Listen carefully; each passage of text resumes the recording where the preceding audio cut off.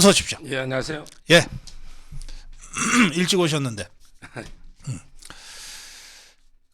오늘 짚어야 될 것들이 꽤 많습니다. 먼저 저도 이제 예. 판에 대해서 한 말씀 드리면 조금 전에 제가 상당히 저 일찍 와서 이게 그 판 다 잘 네. 보고 들었고요. 네. 제가 이제 유튜브 여러 군데 하다 보면 네. 크게 그 한 세 가지가 있더라고요. 네. 하나는 이제 이거 재미를 주는 유튜버들이 있어요. 그렇죠. 뭐 예. 따따부따처럼 아유, 배성희 뭐. 민영사님처럼 네. 재미를 주는. 그런 유튜브도 참 소중합니다. 예. 예. 그리고 이제 두 번째는 단순하게 팩트를 정확하게 신속하게 네. 알려주는 네. 네. 우리 그 홍철기라든지 뭐 성창경 이런 유튜브도 있고요. 예. 예. 근데 박사님 유튜브 볼 때마다 네. 정말은 이제 그 영감을 얻는 좀 통찰력을 주는 네. 뭔가 이제 전문가적인 흐로 냄새가 나는 저는 상당히 그 들으면서 좀 네. 생각을 하게 만드는 아주 이제 그 잘 감동 깊게 봤습니다. 고맙습니다. 계속 해주시면 되겠습니다. 서정욱 변호사가 계속하라고 저한테 지금 명령을 하고 계십니다. 고맙습니다.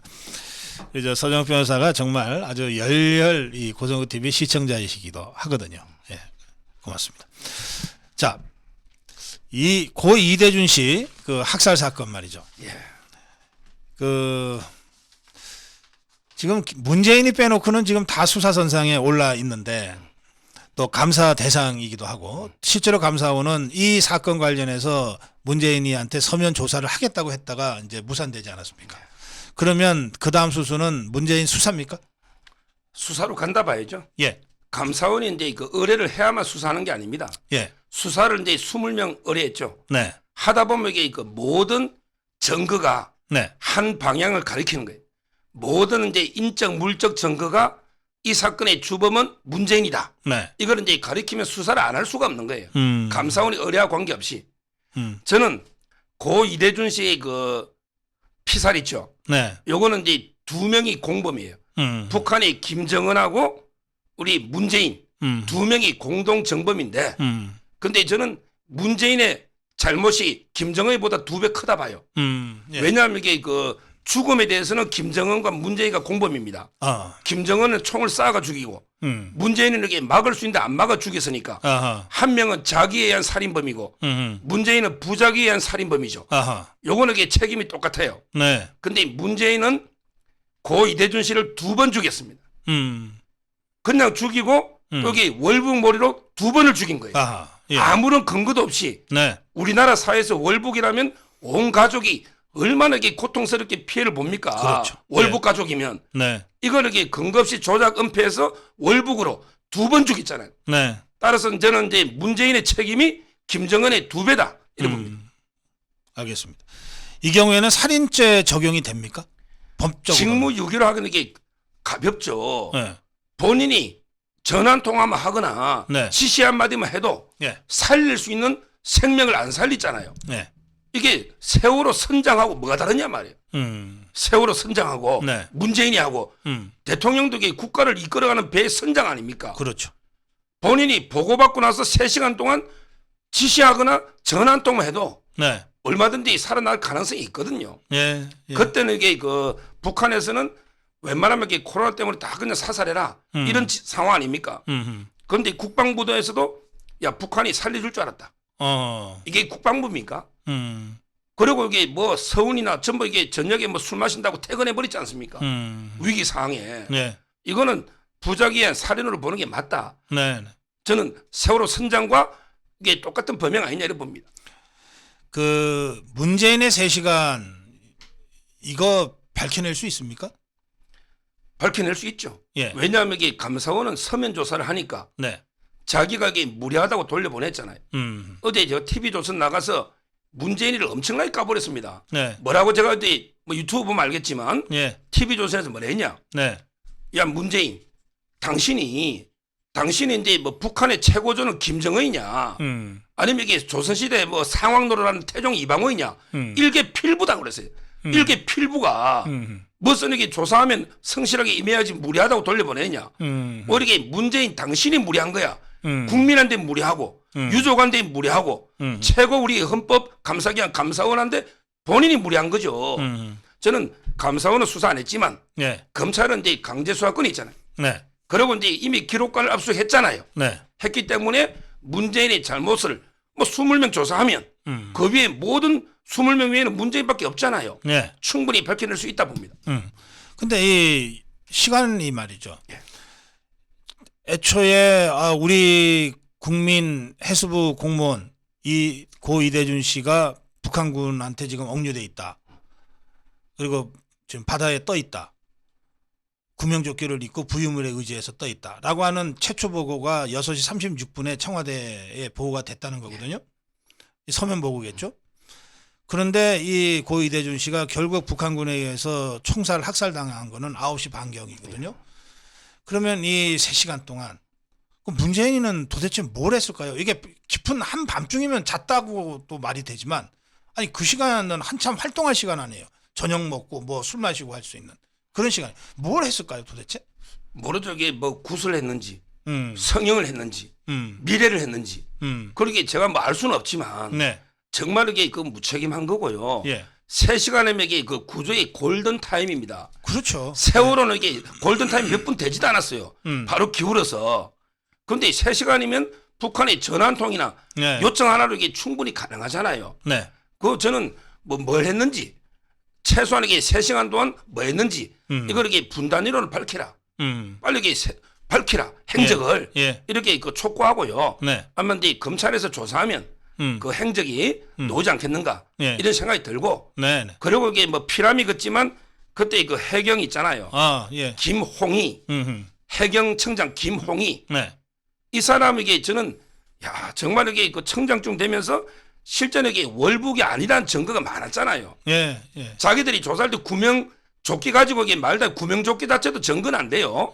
왜냐하면 이게 바다에 근무할 때는 항상 위험상이 있으니까 그렇죠. 예. 구명조끼 착용할 수도 있잖아요. 예. 근데 그것도 구명조끼가 실제는 이게 중국산이라는 거 아닙니까? 한자가 쓰여져 있는. 예. 중국산. 이걸 이게 다 알고 있었잖아요. 그다음에 팔에 붕대가 감겨 있었다는 거 아닙니까? 그리고 이게 슬리퍼는 공유 여러 사람들이 신는 공동 신발이고 그러면 이게 그 아니라는 증거가 충분한데 김홍희가 뭘 했습니까? 이걸 보고 이게 제가 길을 의심했어요. 예. 김홍희가 이게 야 나는 안 본 걸로 할게. 야 나는 안 본 걸로 할게. 이게 해경청장이 이게 할 소리입니까? 지금 이게 월북이 아니라는 명백한 증거가 있는데 예. 아무리 문재인 청와대가 월북으로 몰아가 했더라도 네. 최소한의 양심이 있으면 네. 그러게 밝혀야지. 안 본 걸로 할게. 네. 이게 뭡니까? 저는 20명 플러스 알파. 20명 플러스 알파가 문제입니다. 21명. 빨리 이게 다 엄정하게 사법 처리해야 되는 겁니다. 여기 지금 댓글에 안 본 걸로 할게. 이게 이용구 폭행 사건 때 경찰이 그 말 비슷한 말 했던 모양이에요.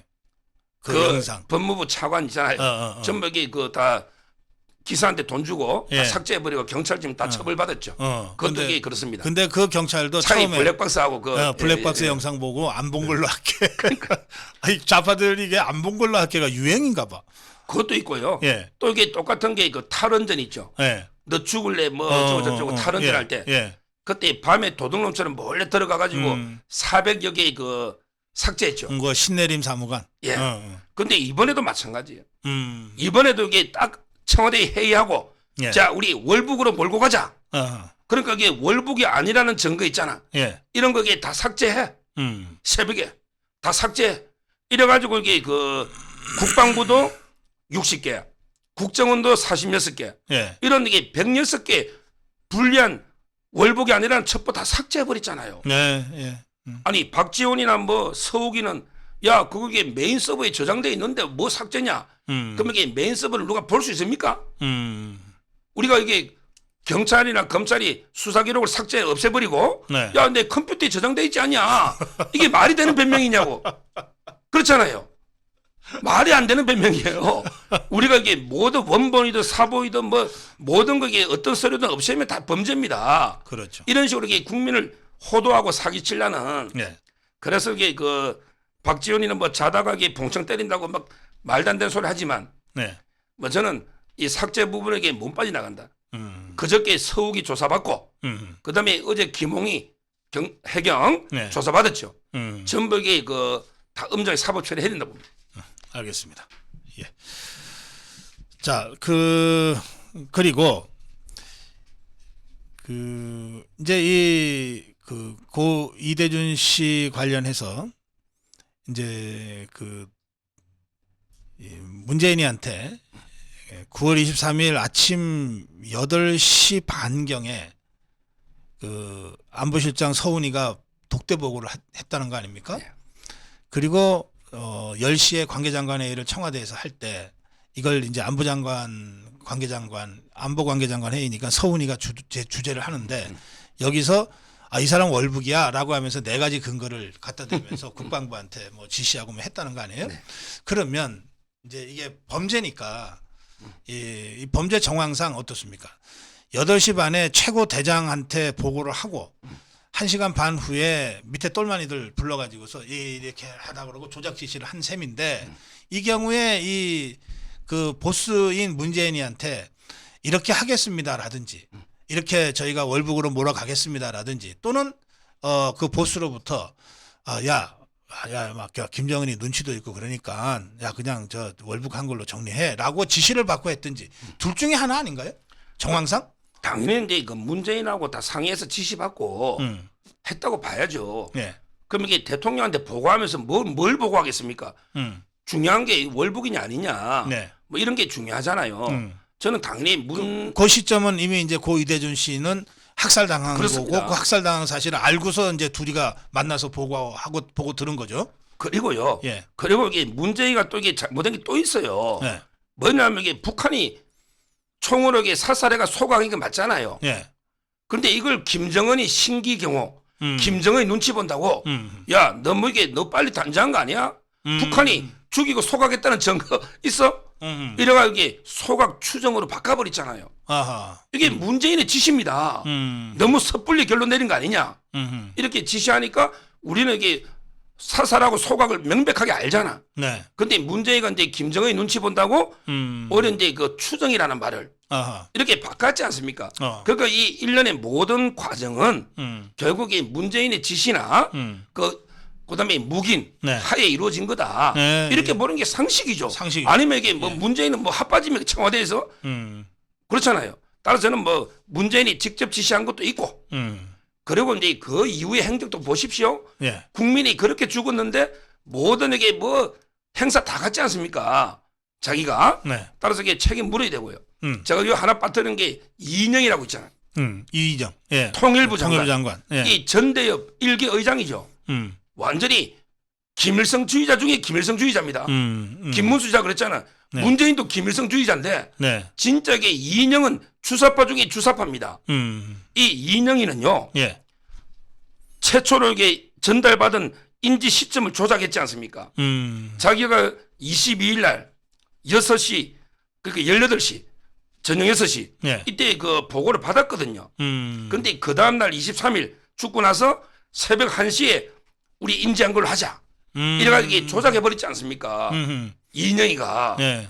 이것도 이게 옛날에 세월호도 뭐 김기춘 실장이 뭐 어떻게 조작했는데 어차피 보고 시점 네. 논란했잖아요. 네네. 따라서는 이인영 통일부도 문제고 예. 이번 기회에 그 20명이면 뭐 전 정권의 핵심들 다죠. 그렇죠. 예. 뭐 거의 초토화되지 않을까. 이렇게 싹쓸이 처벌해야 된다. 예. 근데 이 사건 관련해서 이제 마지막 질문이요. 네. 이건 이제 법리적 질문은 아니고 어떻게 생각하세요? 문재인이는 왜 그렇게 김정은이한테 쩔쩔맸을까요? 이게 상식으로 이해가 안 될 정도거든요. 그거는 이제 뭐 여러 가지 이제 원인이 있겠지만 예. 저는 이제 제가 보기에 네. 뭐 큰 이게 약점이 잡힐 수도 있고요. 보통 보면 이게 제 아는 분들이 북한에 그냥 네. 술 먹고 이게 압록강 헤엄쳐 갔다가 어허. 갔더니 뭐 유명한 작가니까 막 여자도 붙여주고 막 접대를 엄청 했대. 어허. 근데 일주일 동안 여자만 계속 자고 아무 정보가 없으니까 다 쫓겨나 버렸어요. 어허. 그 유명한 분입니다. 제가 이름은 말 못하지만 예. 뭔가 이게 박지원이든 북한에 자주 갔다 온 사람들은요. 북한한테 약점이 많이 잡힙니다. 여자 문제든 돈 문제든 네. 뭐든 네. 이런 식으로 이게 정권이 첫째는 그럴 수가 있고요. 그 문재인이도 대통령 되기 전에 한 번 갔었죠. 그러니까요. 북한에 꼼짝없이 약점이 잡힐 수도 있고. 그다음에 두 번째는 한 번 갔었는 거 확인해 봐요. 예. 그게 아마 이산가족 상봉 어쩌고 명목으로 노무현 청와대에서 수석으로 근무할 때 그러니까 2005년, 6년, 7년 그 사이에 아마 평양인가에 가서 그 이산가족 누군가를 만났던 걸로 제가 기억하거든요. 그러니까 북한에 어쨌든 갔다 온 그러니까 전력이 있죠. 가능성을 보면 첫째는 이게 문재인이가 북한에 약점이 잡힐 가능성. 돈이든 뭐든. 네. 그다음에 두 번째는 옛날에 동서독이 통일되고 보니까 이게 서독의 대통령실에 간첩이 엄청나게 많이 나왔잖아요. 맞아요. 예. 지금 이게 청와대가 윤건영이처럼 사상이 의심스러운, 제가 단정하는 건 아닙니다. 네. 사상이 이인영이, 윤건영이 뭐 사상이 의심스러운 주사파 출신들이 네. 임종석이 네. 전부 이게 장악하고 있잖아. 이런 게 간첩인지 단정은 못하지만 주사파 출신들, 김일성주의자들이 청와대 요직들을 두루두루 하면서 문재인의 눈과 가리니까 네. 거기에 영향을 받아서 굽신굽신할 수도 있는 거고. 예. 그다음에 마지막 세 번째 가능성은 제가 보기에 문재인하고 김정은은 공동 운명체예요. 네. 결국에 문재인이가 정권 유지할 때 김정은 도움 많이 받았거든. 음. 김정은하고 이게 쇼하면서 그렇지. 지지율도 좀 오르고 예. 선거도 재미 보고. 그때 예. 지방선거는 완전히 그냥 싱가포르 산토사 있잖아요. 이랬잖아요. 결국에 김정은과 문재인이가 공동 운명체로 서로 이게 체제 유지 도움되니까 네. 실질 맹게 아닌가. 저는 여러 가지로 이게 종합적으로 봅니다. 예, 확인이 돼요? 2004년에 그 북한에 가서 뭐 무슨 이모라는 사람을 만났다. 그 지금 댓글에는 이제 아마 다들 기억하시니까 그런 댓글을 올리실 겁니다. 자, 예, 그 팩트죠. 예. 자, 다음으로 가겠습니다. 이재명이 쪽인데 이건 이재명이 자체도 지금 수사가 뭐 정말 저는 이 목적까지 왔다고 보는데 검찰의 칼날이 여기에다가 사실은 저 아태엽 뭐 이화영이 별거 아닌 거라고 생각했는데 이게 점점 커지고 있어요. 이 두 사건을 조금 한번 정리 좀 해주실까요? 예.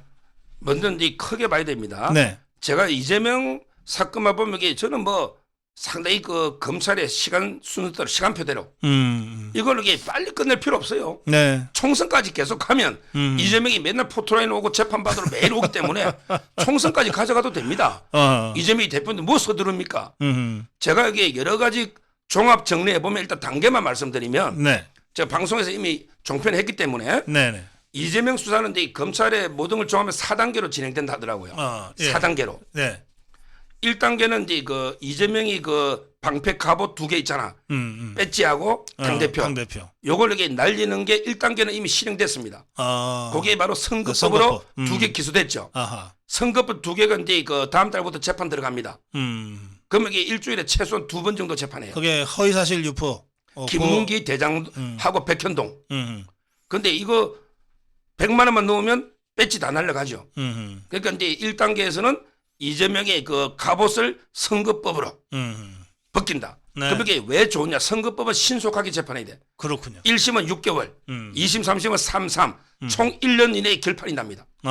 그럼 이게 100만 원만 넣으면 배지 2개 배지하고 당대표 날라가고, 그 다음에 434 토해내잖아. 이게 1단계입니다. 네. 1단계 그대로 기소했잖아요.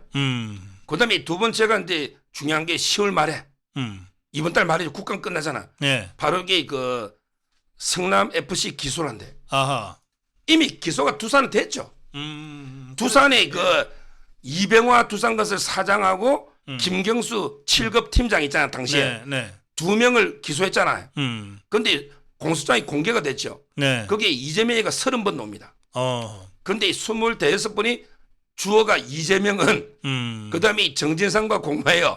그다음에 뭐 김경수 어쩌고 나옵니다. 이미 두산은 기소가 됐고. 그러니까 그게 이재명 공소장이라고 그러잖아요. 그러니까요. 그다음에 그 나머지 그 네이버도 이게 그 압수수색했더니 증거인멸한 3명까지 처벌한 증거인멸한 3명이 있어요. 예. 네이버에 요것도 이게 그 희망살림 기소하고. 네. 그다음에 아예 농협은 법을 바로 어겨버렸죠. 성남 FC는 영리재단이라고 후원금 못 받아요. 그런데 경기도 체육협회나 성남 체육협회를 통해서 우회 지원했거든요. 농협이. 이거는 이제 그 뭐 빼도 박도 못하는 기부금법에도 반하니까 네. 농협도 있고. 네. 그다음에 현대백화점 이런 식으로. 네. 이번에 왜 제가 10월 말에 하느냐? 네. 기존에 그 성남지청의 그 부의 검사가 6명이에요.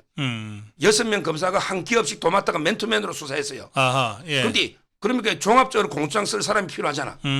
그래서 이제 이원석 총장이 또리또리한 검사 2명을 파견했습니다. 파견했구나. 8명인데 네. 그럼 여기에 한 기업씩 하면서 종합해서 공장을 작성해라. 그래서 그게 D-Day가 10월 말쯤입니다. 예. 거기에 2단계예요. 요 2단계가 딱 되면 이거는 형량이 10년 이상이거든요. 그러니까 이제 이재명이 뭐 갑옷은 앞에 벗겨졌고 그다음에 그 겉옷 있잖아. 양복이나 겉옷. 이게 2단계 성남 FC로 벗기면 그다음에 3단계로 가면 이제 쌍방울이 바로 조금 전에. 근데 이 쌍방울은 이화영이는 기소했는데 이 피람입니다. 제가 쌍방울이 원래 그 이창영, 이봉영 형제가 만들어서 2방울 영자거든요. 쌍방울. 그런데 제가 지금 쌍방울의 2방울은 이재명과 이해찬이다. 제 누누이 말했죠. 근데 이해찬 압수수색 들어갔잖아요. 그러네. 거기 네. 동북경제 그 평화협회가 이해찬이가 지금 이사장입니다. 아태엽. 동북. 예. 네. 이해찬이가 지금 이사장이에요. 아하, 예. 그래서 이게 그 쌍방울은 제가 물어봤더니 왜 김성태 안 잡아오느냐 했더니 그거 잡으려면 하루면 잡는데 태국이 하루면 잡아오는데 잡는 게 아니고 이게 잡아오면 10일밖에 못 잡아놔요. 그리고 이게 10일 묵비거래가 기소해버리면 수사 못합니다. 그러니까 이제 이화영, 이해찬 모든 관련 수사를 끝내놨고 필요한 시점에 D-Day가 데려오는 거죠. 그래서 이게 저는 한 연말쯤까지 예상하거든요. 지금 이게 못 잡아오는 게 아니에요. 김성태를 마지막 퍼즐 맞출 때 쓴다. 그러니까 미리 국내 수사를 이화영, 이해찬 모든 거 네. 아태까지 수사 끝내놨고 결정적일 때 데리고 들어오면 되는 거예요. 딜을 해서. 네. 그러게 지금 무리하게 잡아오면 10일 밖에 수사를 못 하잖아요. 길어봤자 10일 연장이거든요. 그래요. 그러면 이게 다 덮여버려요. 오히려 저는 김성태가 주가 아니고 이재명, 이해찬이 잡는 게 목적이거든요. 그렇죠. 그 점에서 이게 그 딜하면서 시점을 노리고 있다. 이렇게 들었어요. 뭐 조폭 하나 잡는 게 뭐 그렇게 대단한 일이겠어요. 태국에서 하루면 잡는데.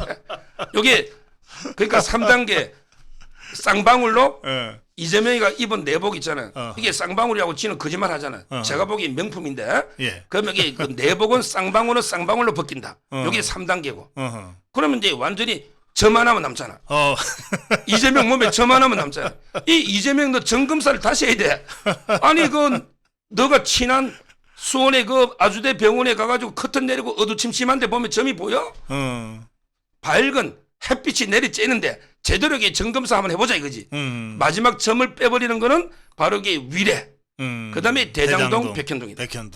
위례의 그 공수장에는 이재명이가 18번 옵니다. 유동규가 이재명한테 보고했다는 말까지 나옵니다. 그러면 이게 저는 검찰이 실수로 우연히 18번 이재명 언급한 게 아니고 아니 전부 이재명한테 보고했다는데 동관계 안 노니. 그래서 이게 저는 의도적으로 18번 맞춰난 게 아닌가. 이게 그 4단계. 18번. 예, 그래서 이재명의 수사는 총선 때까지 단계별로 죽이면 되는 거예요. 깨구리 죽이듯이. 바로 죽으면 티 나오고 반발합니다. 알겠어요. 서서히 단계별로. 예. 4단계로 가면 돼요. 알겠습니다. 아주 뭐 이재명 수사 4단계 아주 깔끔하게 정리를 해주시네요. 그 3단계 쌍방울 있잖아요. 예. 이거 수사하는 게 수원지검이거든요. 이번에 또 이원석 총장이 거기에 국세청 직원이 3명이 와 있었거든요. 근데 이번에 2명 더 보냈어요. 더 보냈어요. 국세청의 최고 엘리트를 5명이나 가서 그 쌍방울 자금 흐름 사사치 지금 이게 추적하고 있고 그다음에 그 수원지검장을 이원석 총장이 불렀지. 야 이화영이 수사 어떻게 돼가냐? 쌍방울 어떻게 돼가냐? 엄청나게 신경을 쓰고 있기 때문에 알겠습니다. 그러면 시간 문제를 보면 돼요. 그런데 이제 그 과정에서 불거져서 사실 점점 커지고 있는 게 이더리움 관련, 예. 북한 그 가상화폐 예. 관련 또 이번엔 쌍방울에서 또 수십억 원에 달하는 달러를 중국으로 밀반출했는데 이게 북쪽으로 건너갔을 가능성. 그렇습니다. 이게 아태역과 관계되고 또 이재명이와 관계되는 이런 북한 커넥션의 작은 그 꼬투리가 지금 드러난 것 아니냐 그런 해석들이 있던데요. 그럼요. 예. 어제죠. 어제 안부수 저희가 몇 달 전부터 안부수 아태배 회장 이제 집을 압수수색했거든요. 안부수 지금 여기 그 다 자금 흐름 북한에 간 거 조사하고 있고 이 부분은요. 이 부분은 이게 저희가 내부 고발인 표창을 하나 줘야 됩니다. 우리가 내부 고발한 사람 높이 평가해야 돼요. 제가 처음으로 그 김의겸이 있잖아. 김의겸을 제가 지금 처음으로 이게 칭찬합니다. 너 김의겸 잘하고 있어. 내부 고발해서 야 나는 그때요. 이게 박원순 그때 성남시장하고 서울시장이 돼 있잖아 보고서에. 그래요. 예. 그래서 저는 이게 그러니까 이메일에는 박원순을 그렇게만 돼 있어요. 예. 이게 그때 은수미로 바뀌는 달이거든요. 예. 이게 그 박원순하고 은수미인가? 어. 박원순하고 이재명인가? 어. 궁금했었어요. 옛날부터 제가. 아하. 예. 근데 김의겸이가 이재명이 이재명이라고 딱 밝혀줬네. 단정해주고 그거는 이게 심각한 거죠. 북한에. 네. 왜냐하면 이게 주범이 60개월인가 5년 3개월인가 이게 미국에 실형 살고 있잖아요. 그래. 63개월. 예. 예. 5년 3개월 그렇잖아요. 따라서 저는 이 부분을 이게 우리가 김의겸이도 잘한 건 잘했다고 해줘야 돼. 김의겸이한테 이게 후원금도 좀 보내줘야 됩니다. 18원씩 보내주면 돼. 아니 뭐 후원금을 많이 보내야 20원 주면 많이 보내면 그 돈 낭비고 많이 보내야 맛있다. 18원씩 계속 이게 보내주고 잘하고 있다.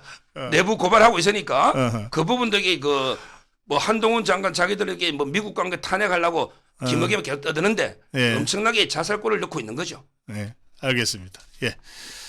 자, 이재명 수사 관련은 이 정도 하겠습니다. MBC로 가겠습니다. 지금 MBC 수사는 자막 조작 사건으로 수사가 되고 있죠. 그런데 그보다 훨씬 심각한 방송인의 입장에서 볼 때는 훨씬 심각한 사건이 김건희 여사를 다룬 PD 수첩이다 이건데 우선 이 자막 조작 사건 수사는 어디까지가 있습니까? 뭐 지금 이제 고발이 된 상태니까요. 네. 이 MBC가 근데 옛날에 광우병 조작 빼고요. 네. 현 정권에서만 이게 범죄만 저는 한 4개 정도 된다 봐요. 예. 광우병 조작 빼고 빼고 이게 그 포함하면 5개지만 그 빼고 이게 범죄만 되는 게 저는 한 4가지로 봅니다. 첫째는 이제 옛날에 김건희 여사 취재할 때요. 논문 지도교수 취재할 때 그 기자가요. 나 이게 경찰인데 어쩌고 저쩌고 경찰을 사칭해버렸죠. 사칭했어요. 예. 여기 공무원 자기 사칭으로 벌금 50만 원씩 이미 처벌됐습니다. 범죄죠. 예. 아니 이게 기자입니까? 공영 기자가 기자증을 내밀어야지 경찰 어떻게 신분을 사칭합니까? 이 명백하게 범죄로 이미 벌금까지 처벌됐잖아요. 예. 이게 첫째 김건희 논문 지도 교수 처벌된 게 범죄 하나. 그다음에 두 번째가 박성재라고 있잖아요. 네, 박성재 사장. 제. 척보면 이게 서초동에 조국 집회할 때 척 보니까 100만 명이다. 이게 박성재 아닙니까? 예. 이 사람이 서초경찰서에 지금 조사 중에 있습니다. 고발인 조사 끝났어요. 이 사람이 혐의가 배임인데 네. 이 사람이 1200만 원짜리 스피커 있잖아. 스피커. 예. 이런 이 사업을 하는가 봐요. 그걸 뭐 직거를 뭐 대신 쓰게 하고 뭐 어쩌고 저쩌고 그 얘기가 그러니까요. 있었죠. 예. 뭐 강남 MBC 강남 사옥도 있거든. 거기서 그게 막 술집 차려놓고 털고 이제 장사하는데 자기 스피커 있잖아요. 거래를. 예. 이걸 이게 간접 광고를 한 거죠. 누구냐면 이게 저는 MBC를 한 번도 안 봐가지고 프로를 모르겠어요. 제목만 보면 놀면 뭐하니라는 프로래. 인기 프로그램인데 저는 한 번도 본 적이 없어요. 유재석이가 논대. 놀면 뭐하니.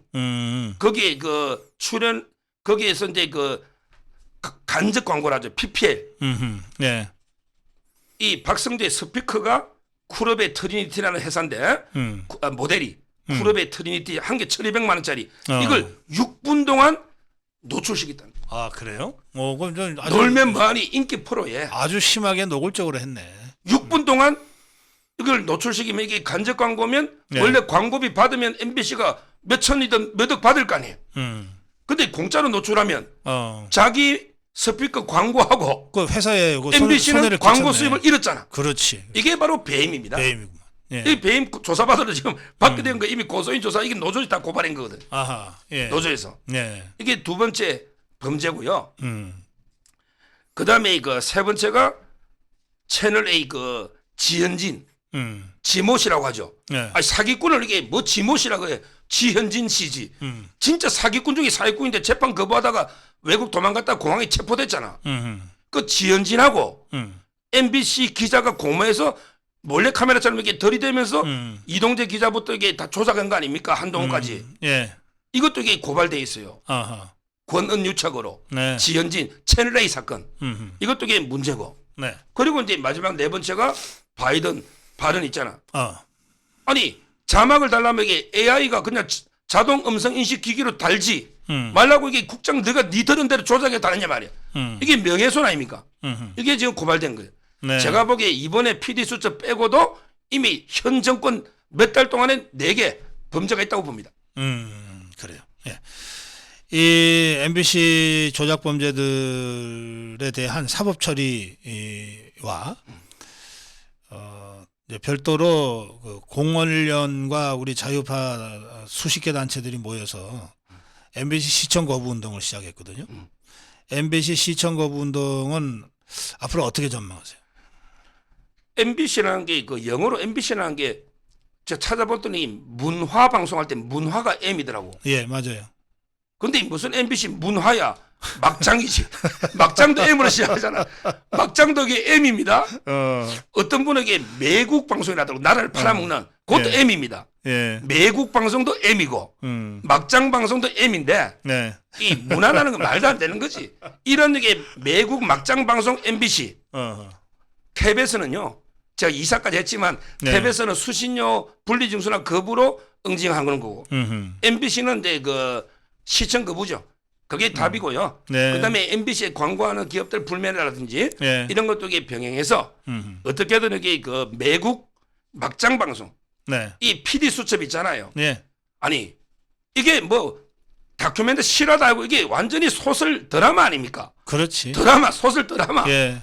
제가 여기 뭐 보지도 않고 방송하려는 게 좀 그렇긴 한데 뉴스만 저는 봤죠. 네. 그걸 이게 그 보라고 제 집사람이 이게 유튜브 이거 공유해가지고 보라고 보내왔길래 예. 아니 뭐 이런 가짜 매국 조장하는 막장 방송 보느냐고 제가 뭐 한마디 했더니 그 때문에 이게 부부 싸움해가 지금 제가 밥도 못 얻어 먹고 왔는데 아침도 못 얻어 먹고 왔는데 그랬어요. 지금 이게 국민들이 쏙는단 말이에요.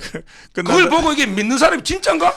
드라마가 거기 논문 있잖아요. 예. 5번 만에 통과된 걸 한 번에 통과된 것처럼 그다음에 뭐 대했으면 뭐가 회의한 것처럼 있다더라고. 어제 제가 TV 하면서 기사를 봤거든요. 예. 전부 이게 가짜 소설 드라마죠. 저는 이제 사법 처리와는 별도로 이번에 그 PD 수첩이 방송한 것은 이거는 그 제작진들이 그 방송인이기를 그게 이제 PD 수첩이니까 PD들이 제작하는 건데요. PD이기를 방송인이기를 저널리스트이기를 포기한 방송이에요. 이건 사법 처리 이전에 그러니까 인간이기를 포기한 언론인이기를 포기한 방송이에요. 그 보세요. 이게 사기 방송이거든요. 보통 이제 여러 사건에 보면 일단 그 모자이크 처리라고 하는 거는 2가지 경우에만 합니다. 어떤 경우에 모자이크 처리를 하냐 하면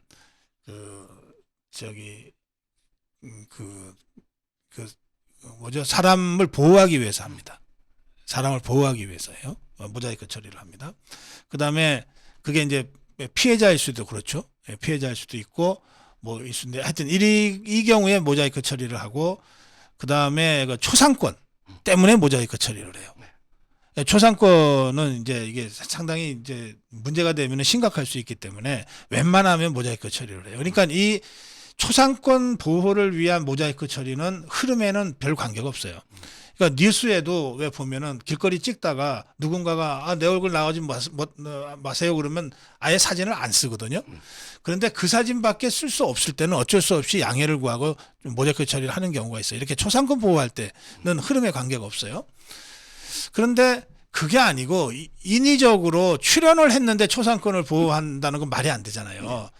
그러니까 출연자의 모자이크 처리를 할 때는 이 사람이 피해자이거나 뭔가 이 사람이 실체적 진실을 말하는데 가해 뭔가 협박을 받거나 일신상의 위험이 있을 거라고 생각됐을 때 보호하는 차원에서 해주는 거거든요.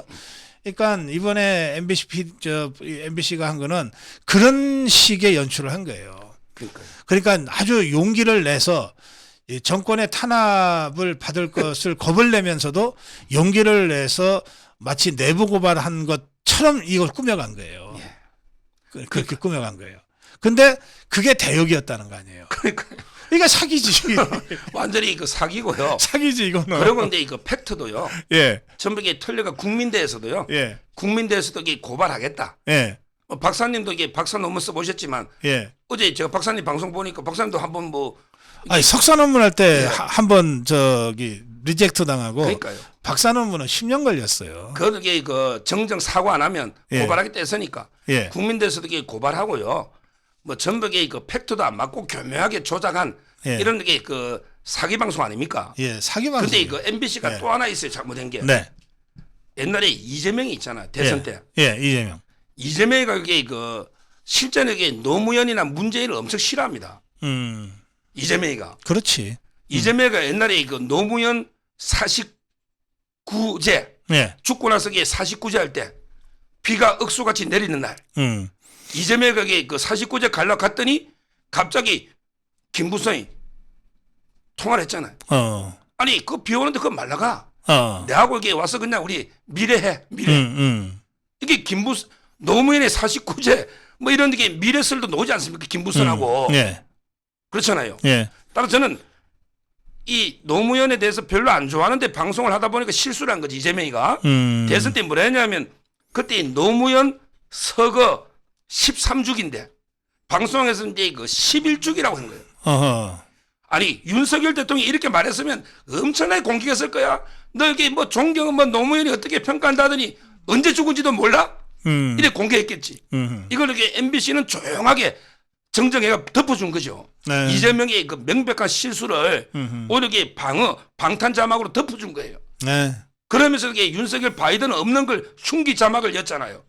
자기들이 입맛에 따라 우리 편이면 방탄 자막을 였고 상대에게 흉기 자막을 였고 이게 공영방송이냐 말이에요. 네. 완전히 막장 사기 매국 방송 아닙니까? 저는 빨리 이게 그 MBC를 저희가 정리해야 된다. 이래 봅니다. 공중분해시켜야 된다. 알겠습니다. 자, 마지막 주제로 가겠습니다. 그 이준석이가 무고 혐의로 검찰 송치가 됐어요. 그 이게 무슨 뜻입니까? 뭐 제가 이제 여러 그 패널이나 네. 기자들한테 그 카톡으로 뭐 그때 이준석이 범죄 혐의를 정리해서 네. 보냈잖아요. 네. 그때 제가 무고는 이건 100%다. 무고는 이제 확실하다 했고요. 그다음에 증거인멸 교사는 5대5다. 그건 왜 그러냐면 두 가지입니다. 네. 하나는 이제 김철근이가 내가 다 했다. 이렇게 뒤집어 쓸 수 가능성이 있거든. 그러면 이게 이준석이 교사했다는 교사한 것이 이제 혐의가 없어지는구나. 그거 하나. 예. 그다음에 법리적으로도 굳이 기존 증거를 없애버린 게 아니고 새로운 증거를 작출해냈거든요. 거기에 좀 다툼이 있다. 이래서 이게 증거인멸 교사는 5대5로 받고 그다음에 이거 알선 수재는 접대받은 거 20번 있잖아. 요거는 이제 그 포괄일제에 좀 어려움이 있다. 네. 왜냐하면 이게 목적이 다 동일해야 되는데 박근혜 모셔오는 목적과 뒤에 목적이 틀리잖아요. 그래서 이제 알선 수재는 공소시효 7년 때문에 좀 어렵다 기존 게. 예. 그다음에 증거인멸은 반반이다. 그다음에 무고는 확실하다 이렇게 했거든요. 네. 결국은 이제 경찰이 뭐 제 예측대로 다 된 거죠. 예. 무고로 검찰에 송치했다는 말은 요즘 이게 법이 바뀌어가지고 혐의가 없으면 불송치 결정을 합니다. 불송치하면 이제 거기서 사건이 종결. 고발인이 이의하면 검찰 예. 이의하면 검찰 다시 합니다. 이의하면. 네. 근데 이의 안 하면 끝나는 거죠. 거기서 끝나는 거예요. 강신호 변호사가 이제 뭐 이의를 하면 그러면 이게 검찰이 한 번 더 볼기는 볼 거예요. 증거인멸도. 네. 일단 불송치를 했고요. 네. 근데 송치를 했다는 말은 기소를 해달라는 뜻입니다. 이 말은 이제 경찰이 볼 때 이준석이가 무고를 했다는 말이죠. 이게 왜 심각하냐? 무고를 했다는 게 뭐냐면 무고라는 죄가요. 네. 허위 사실로 고소 고발하는 거잖아. 이 말은 이게 이준석이가 강용석, 김세일을 뭐라고 고소했습니까? 나는 성접대 받은 일이 전혀 없는데 성접대를 이렇게 방송에서니까 명예훼손이다. 이렇게 고발한 거 아닙니까 이준석이가? 네. 고소를. 이 말은 허위라는 말은 이준석이 너 성상납 받은 게 분명해. 이렇게 이제 경찰이 판단한 거죠.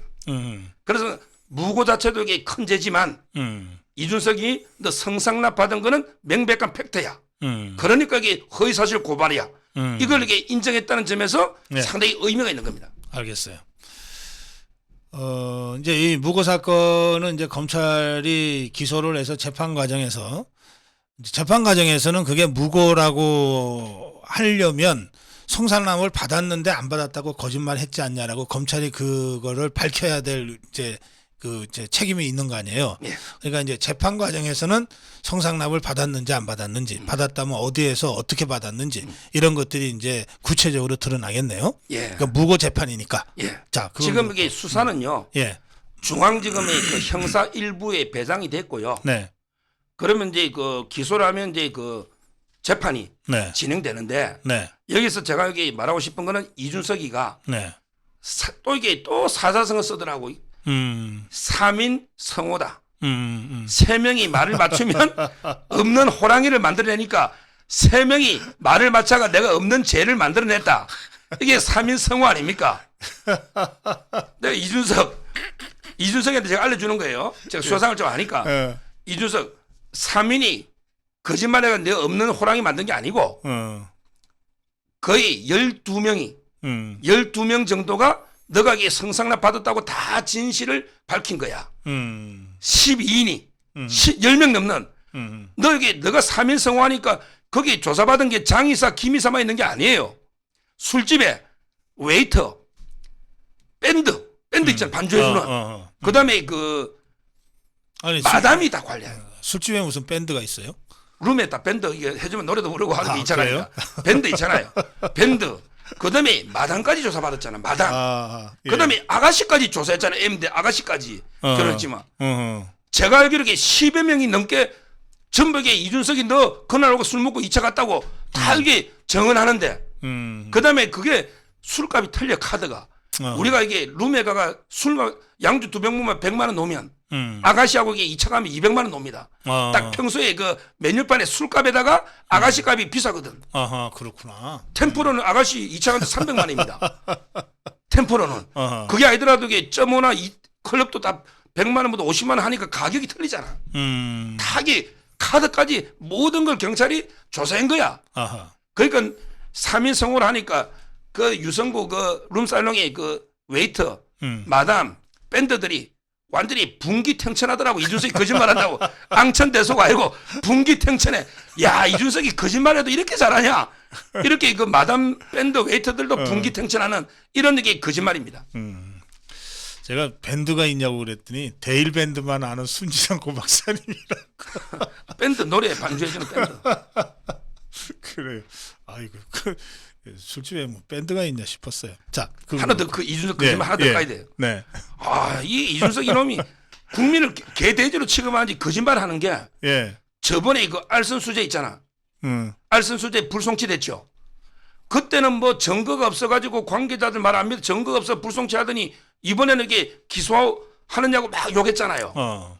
근데 이준석 그때 불송치가 증거가 없어가 불송치했느냐고 공소시효 때문에 포괄일제가 안 되니까 공소시효가 지나가지고 불송치한다고 그때 결정문 6장에 네. 상세하게 써져 있잖아요. 그러게 또 국민을 사기치고 있고요. 이번에 뭐 정건멸 교사도요. 네. 자기가 아무 죄가 없으니까 정건멸이 안 되는 거 아니냐. 이렇게 또 사기치더라고.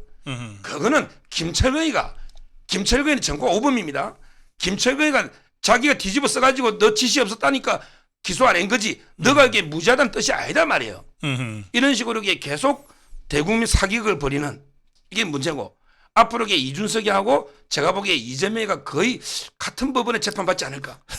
시점이 비슷해요. 이준석이가 다음 달에 이제 그 지금 형사 1부에 있거든요. 예. 기소를 합니다. 이재명이도 10월 말에 기소되잖아. 그럼 이게 중앙지법이거든요. 앞으로 이게 이준석, 이재명이가 법정에서 왔다 갔다 하면 자주 만날 것 같아. 둘이 동시 재판이 진행될 것 같아요. 그래요.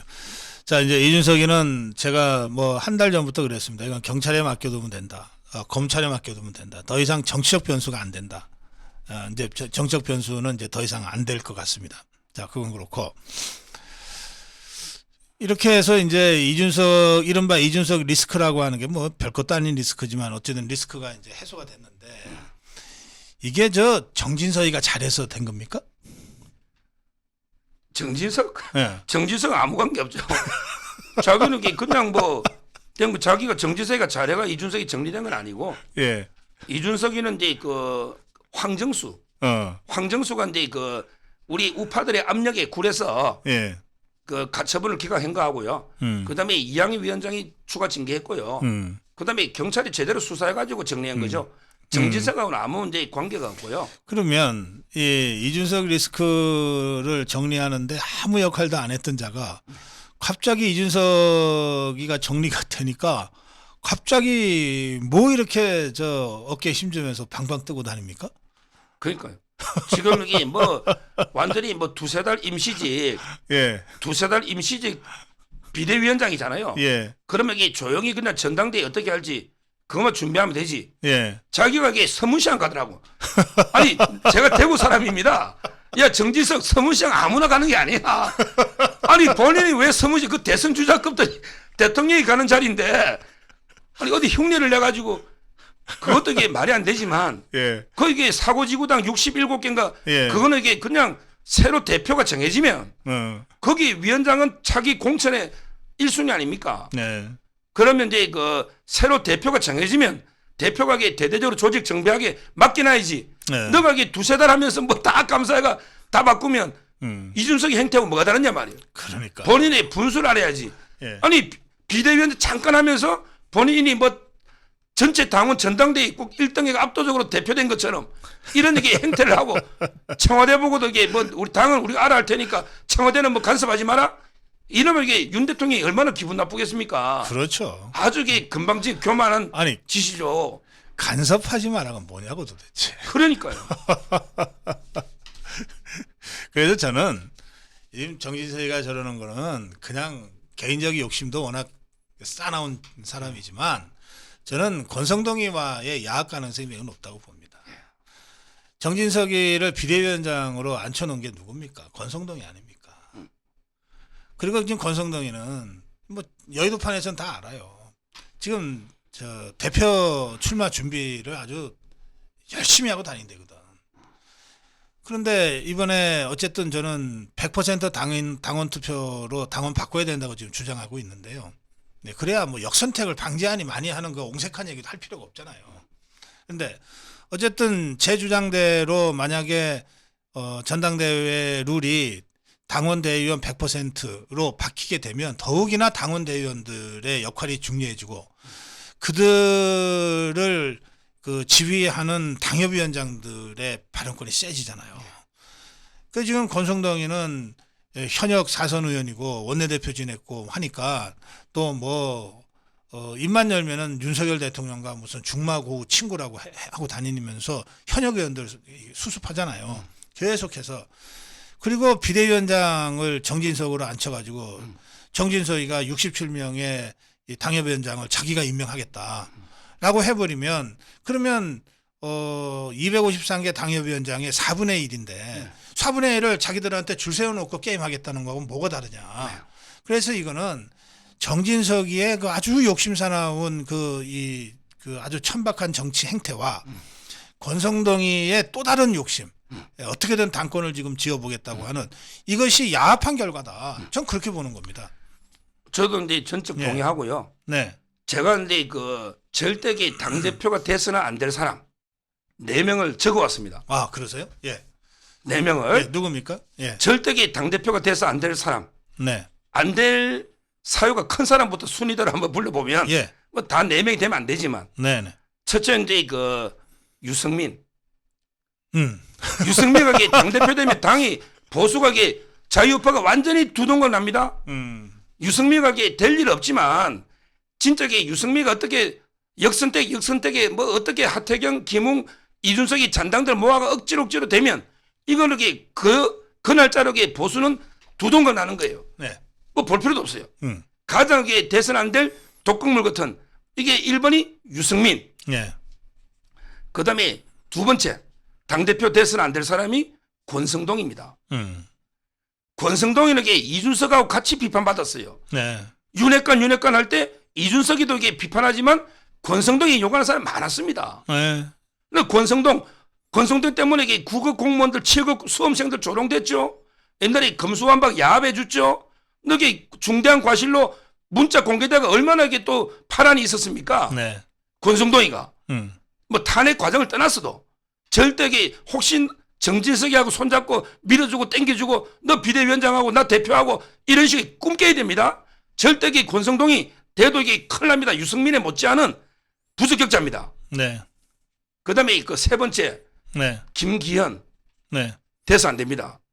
왜냐하면 이게 이준석에 놀아나는 이준석이가 잘 나갈 때는 원내대표하면서 부안해동에서 같이 놀다가 이준석이가 좀 어려워지니까 가차없이 물어뜯고 하는데 그 이해관이었잖아. 그러니까 거기에 잘못하면 장재원이가 붙을 수가 있어요. 이게 문제입니다. 김기현 자체는 별거 아니에요. 예. 이미 뭐 당원이나 여론도 별거 아닌데 예. 요즘 이게 장재원이가 권성동이하고 이게 틀어졌잖아요. 예. 그러면 이게 자기도 안철수 좀 밀기는 그렇고 네. 그래서 이게 김기현이하고 장재원이가 민다. 예. 이런 게 한간에 소문이 있습니다. 그게 망하는 길이에요. 그게 망하는 길이에요. 예. 김기현 뭐 국민 지지도 없지만 그렇게 총선 못 치릅니다. 예. 안 됩니다.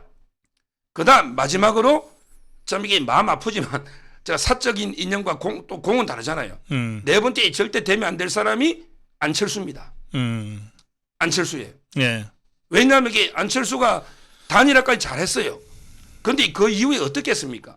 왜 보건복지부 장관이 몇 달 동안 공석이 됐습니까? 아니 본인이 악역을 해가 내가 연금개혁 하겠다면 하든지 아니면 이게 못하겠다 우리 부인이 허락 안 하니까 안 하든지. 근데 고민 좀 하고 시간을 달라. 시간을 달라서 몇 달 동안 얼마나 공석이 됐습니까? 네. 코로나나 그때 연금개혁 중요한데 본인이 주식이든 뭐 부인 때문이든 한 번 이렇게 우리 윤석열 정권을 위해서 희생한 적 있냐 말이에요. 네. 악역을 맡은 적 있냐 말이에요. 항상 꽃길만 간 거 아닙니까? 따라서는 안철수도 대선에 절대 당이 총선 승리 못합니다.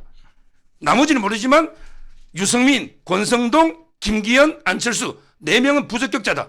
저는 이게 봅니다. 알겠습니다. 지금 제가 정진석 비대위원장에 대해서 여러 번 비판적인 논평을 하니까 몇 분이 왜 그렇게 정진석 비대위원장을 자꾸 비판하냐 이렇게 이게 내부 총질 아니냐 이런 취지의 댓글을 올리셨는데 뭐 여러분들 댓글은 제가 경청하겠습니다. 그런데 그냥 딱 한 말씀만 드릴게요. 정진석이라는 정치인을 저만큼 잘 아는 사람도 없습니다. 제가 왜 이렇게 말씀드리냐 하면 정진석이 제 대학교 학부 직계 후배예요. 사석에서는 저한테 형이라 그럽니다. 잘 알아요. 아주 어릴 때부터. 그리고 정치권에 들어와서 지금에 이르기까지의 그 모든 그 정치적인 이 행보에 대해서 제가 잘 압니다. 그리고 제가 논평하는 거예요. 그냥 한두 마디 하는 거 아닙니다. 자, 지금은 제가 다 밝힐 수 없는 이런 내용들이 있어요. 제가 아무리 평론을 해도 좌파와 싸울 때는 제가 어떤 것도 가리지 않고 하지만 그래도 자유파 진영 내부의 얘기 경우에는 그래도 제가 공개해서는 안 될 것들은 제가 공개하지 않으면서 그냥 알아듣도록 논평합니다. 제가 정진석에 대해서 아무것도 모르고 그냥 비난하는 듯이 그렇게는 생각하지 말아 주시기 바랍니다. 뭐 언젠가 때가 되면 제가 지금은 말씀드릴 수 없는 여러 가지 말씀들을 드리겠습니다만 정진석을 저만큼 잘 아는 평론가도 없다. 그 점은 팩트니까 그렇게 아시고 제가 이렇게 비판적인 논평을 할 때는 다 나름 근거와 이유를 갖고 있다. 그렇게 여러분들이 이해해 주시면 좋겠습니다. 자, 이쯤 하죠. 제가 자, 나경원 대표에 대해서 제가 어제 이봉규 유튜버라고 있잖아요. 네. 어제 녹화를 제가 12시 전에 하다 보니까 나경원이 이제 이번에 저출산 고령화 위원회 부위원장 갔잖아요. 네. 위원장이 대통령이거든요. 네. 장관급 갔으니까 이제 당분간 좀 이게 당권은 어렵지 않겠는가. 네. 이렇게 제가 말하면서 권영세 차출론 이런 걸 주장했는데 지금 이게 제가 알아보니까요.